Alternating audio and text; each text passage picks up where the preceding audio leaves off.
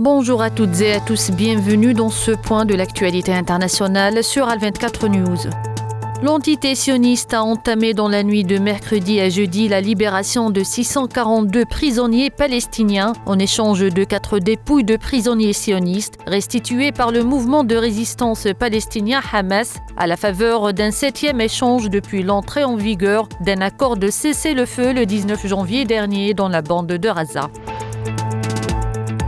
Les pourparlers entre Russes et Américains au sujet du travail de leur mission diplomatique ont débuté ce matin à Istanbul en plein rapprochement entre Moscou et Washington avec la volonté affichée de régler le conflit en Ukraine. Cette réunion à huis clos menée par des diplomates russes et américains à la résidence du consul général américain est la deuxième rencontre entre représentants des deux puissances après une première le 18 février en Arabie Saoudite.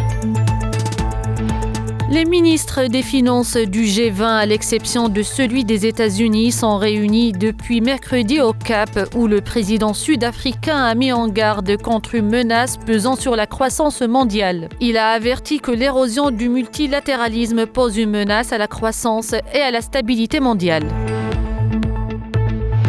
La Maison-Blanche a demandé mercredi à l'ensemble des agences fédérales américaines de se préparer à des licenciements massifs de fonctionnaires en éliminant les postes qui ne sont pas nécessaires.